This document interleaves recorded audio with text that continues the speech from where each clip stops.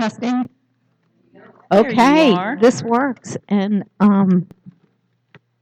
no, I'm good. I'm just going to stand here because I can see everybody. Can you guys hear me okay?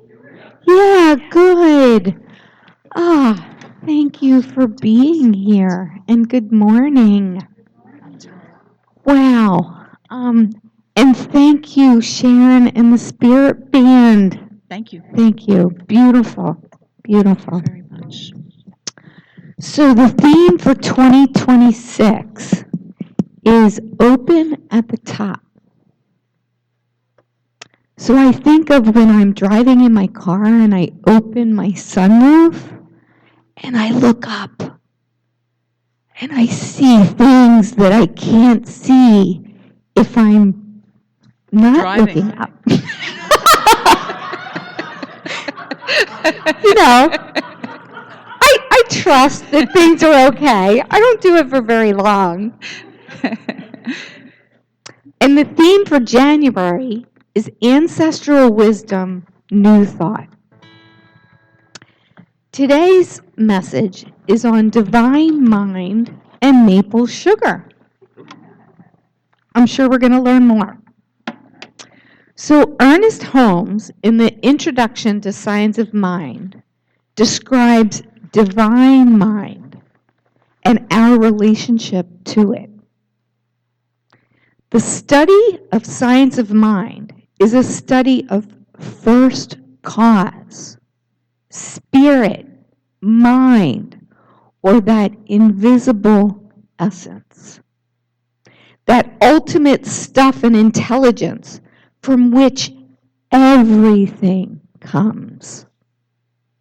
The power back of creation, the thing itself. There is that within us which partakes of the nature of the divine being. We, you, I, we are divine. Therefore, the mind which we discover within us is the divine mind that governs everything. So let's affirm together. My mind is unified with the one divine mind. Therefore, I am supported by the love and law of spirit. So I am going to introduce Reverend Dr. Kathleen Johnson, who's going to share her beautiful message.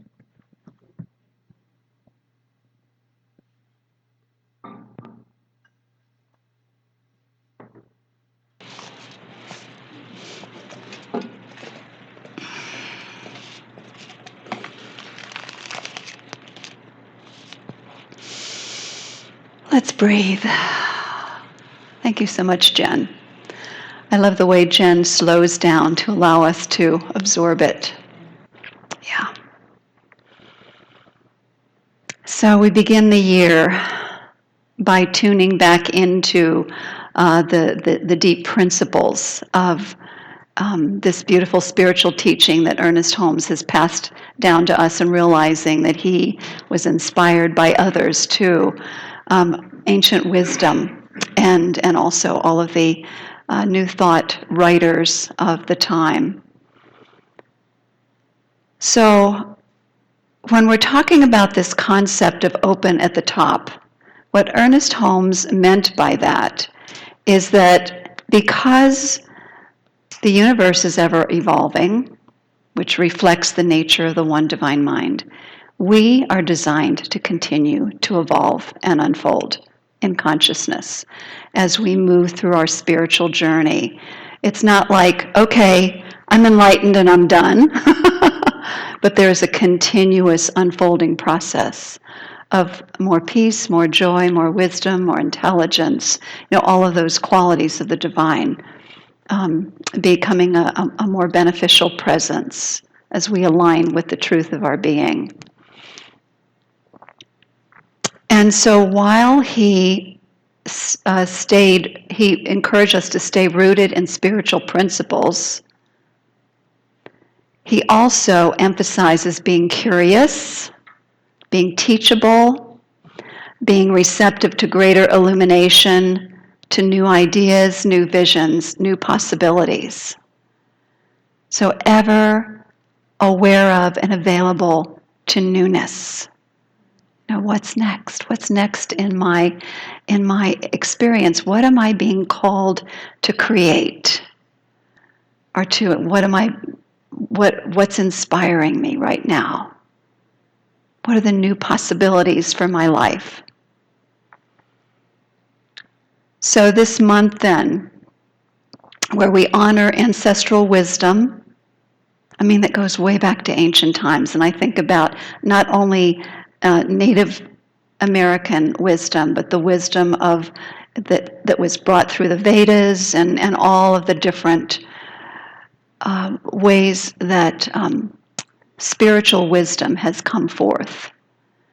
And that's one of the things I love about our spiritual teaching is Ernest Holmes drew from all of those different sources, studied them deeply, meditated and contemplated, and came up with some universal spiritual principles that we can use to guide our lives. So there's that beautiful ancestral wisdom, and then there's the new thought, being open to new possibilities, to the evolutionary process. So I want to begin by having us look at, when we look at what is the nature of the divine mind, there's an ancient wisdom to just observe, be observant of how nature works. And so that's what the maple syrup is all about. It's about observing some things about nature that inform us about the nature of divine mind. So here's a story that I'd like to share with you. It's said that the Potawatomi people of Michigan, the indigenous people of Michigan, learned to make maple syrup from observing the squirrels in winter. So if you can imagine, these people are, it's a harsh winter there. And so they're working their way through the winter just like the squirrels are. And with the squirrels, they're running out of their cache of nuts. And so they're having to find something to nourish themselves with. And so at some point in their evolutionary process, they figured out that they could gnaw on the branches of maple trees and that the maple sap would flow, and it tasted good. It was sweet. It was energizing. It was nourishing. And so that was when the days were warm enough that it would flow. It had to be above 32. And then at night when it would refreeze, it would form little crystals where the openings were that were kind of like rock candy. And the next morning, the squirrel would lick the sweetness and have some more nourishment. And then again, as it thawed, they'd have the flow of the sap again. So the very wise indigenous people witnessed this and said, well, maybe we can do this too. And so they learned how to harvest the sap from observing the squirrels. And this idea of maple syrup moon, this concept, is a Native American tradition, an indigenous tradition of celebrating the flow of the sap, their ability to harvest the sap, and their state of gratefulness for being able to work with the maple trees in order to give themselves some nourishment. So that beautiful interaction, that collaboration between the maple trees and humans, and the support of the weather to thaw and to refreeze. There's another piece to that too, why weather is so important in making maple syrup, kind of the traditional way, is that when the maple syrup drips into the bucket during the day when it's warm, when it's above 32, when it freezes at night, they leave the buckets out so it freezes the water that rises to the top, They get rid of that layer of ice, and they do that, when they do that day after day, it gets more and more concentrated, which then, I think they then also boil it. But, the idea is that by working with the weather, the trees, that it produces something very nourishing and very delicious. I know, I love maple syrup, particularly, the real thing. So this beautiful time of celebration, this working together, this spiritual connection with the trees, is something that's cultivated with the indigenous cultures. So what are we learning about divine mind by observing that?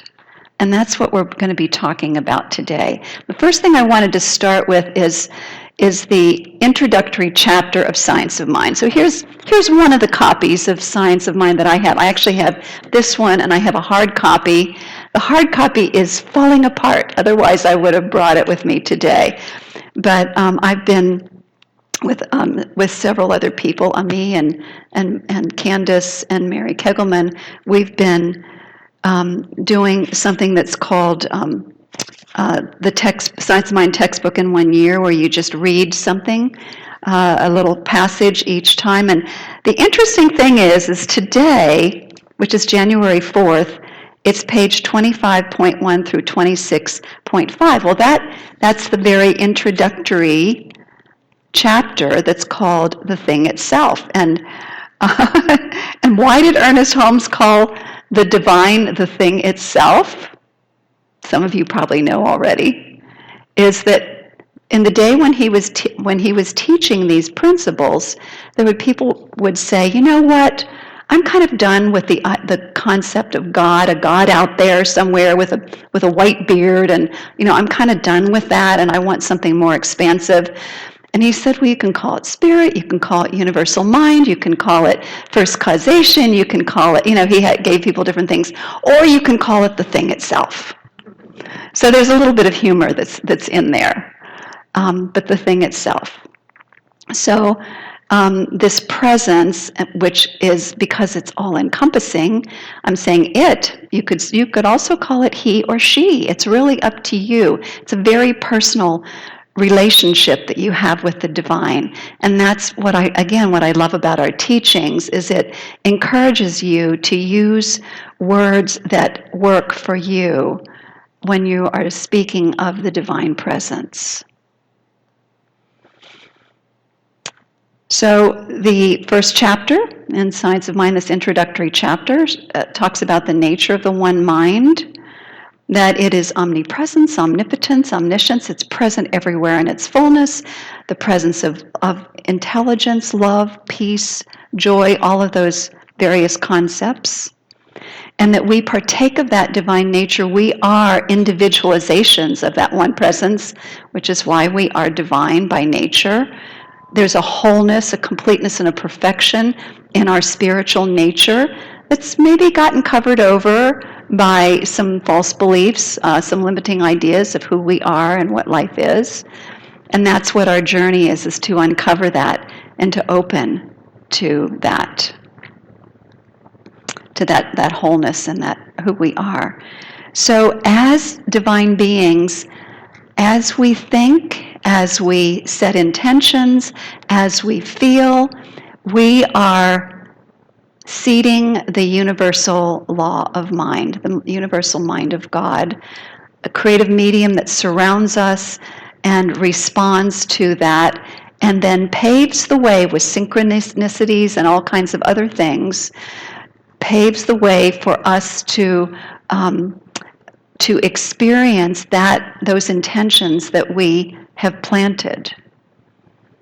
And so it's really up to us to be mindful of what goes through our minds, what comes out of our mouths, as much as possible, so that we live in alignment with our highest intentions of what it is that we desire to be, to do, and to have in our lives. So mindfulness is so important Because we can do a prayer in the morning, but then we can be mindless all day long and kind of go back to our habits. So mindfulness, so important. And this law works for everyone. It doesn't play favorites, this universal law. So the divine is love, that presence of love, that presence of givingness, and the presence, this one presence is law. It has universal laws that respond to us. And therefore it's important to learn what those laws are. And I think if you learn just one law, cause and effect, that will get you pretty much take care of things. So this sugar maple moon story that I shared with you not only invites us to look at the nature of divine mind, that reciprocity, that interconnectedness, that oneness, that wholeness, that beneficent presence. I like to use I've kind of added to omnipresent, omnipotent, and omniscient, omnibenevolent, because this presence of infinite good. Emma Curtis Hopkins, those of you who take the class with Reverend Eugene will learn that she likes the word good for God. She says that's a really powerful name for God, is to call God good, the presence of infinite good. So the other part about the indigenous ideas is that they can deepen and expand our idea of this presence, of this idea of the one mind, to embrace the interconnectedness of all life. And therefore, let's see. And that includes not just people, but every plant, every animal, and every natural object that ever has been or ever will be. The interconnectedness of all. And therefore, the indigenous people tend to be very reverent and compassionate and generous with not only other people, but with all of their brothers and sisters, plants, animals, minerals, really honoring and respecting all aspects of life. So that's something that we can learn from our indigenous brothers and sisters. And because of that, and here's where we can take it to the next step. So the one mind not only governs us, it governs all creatures. Therefore, just as we are sending out intentions and the universal law is paving the way for us to experience that, the same is true about plants and animals. There is a level of consciousness in each and every creature on this planet. And so their intentions are being fulfilled as well by universal law. And then there's another aspect that I think is really powerful. I did mention this a couple weeks ago. Native Americans don't see the humans as the pinnacle of evolution. They see human people as the younger brothers and sisters of creation. How about that? Puts us in our place. And the reason why they say that is they say that humans have the least experience on how to live, and thus we must look to our teachers from in other species for guidance. And again, that's observing nature and seeing how things work in a way that's harmonious, and then modeling that. And again, the wisdom of the natural world and creatures is evident in the way that they live in harmony with each other. So, this idea of the universal law working for us, the presence of the divine as love being for us. I love this idea that therefore this presence is conspiring for our good. I love the word conspiring, isn't that cool? Is conspiring for our good. And so that means that, okay, here's an example that's conspiring for our good and the good of all. Think about how people are inspired to do something about what's going on our planet. The restoration of forests, the health of the water systems.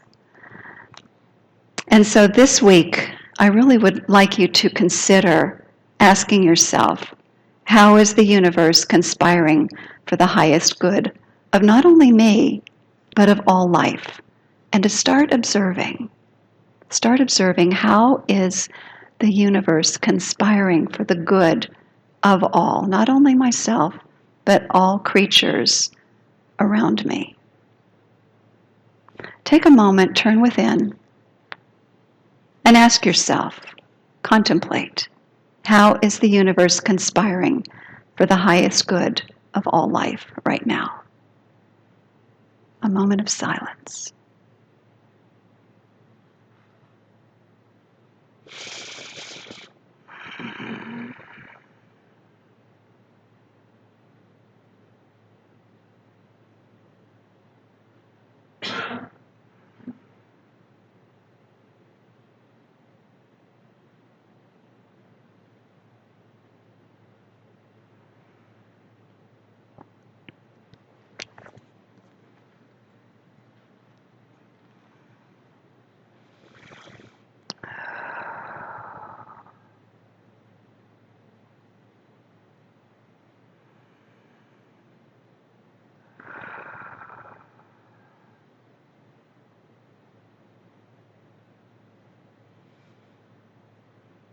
And I invite you to share that with at least one other person.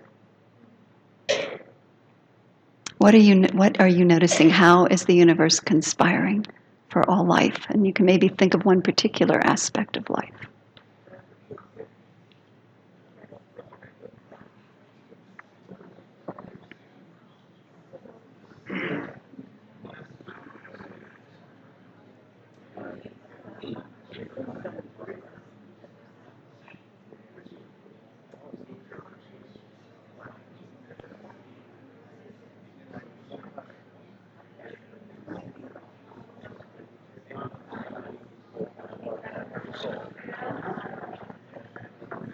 Wait, can't just get.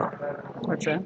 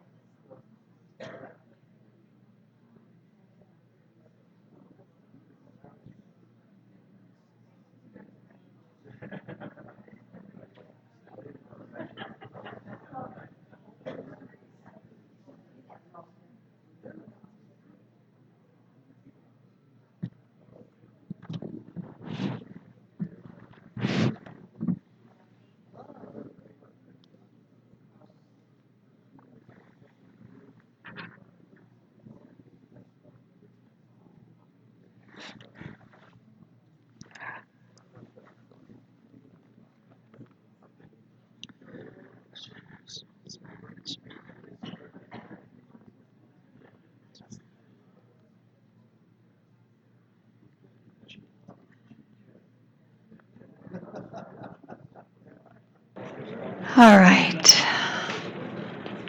Does everybody feel inspired now?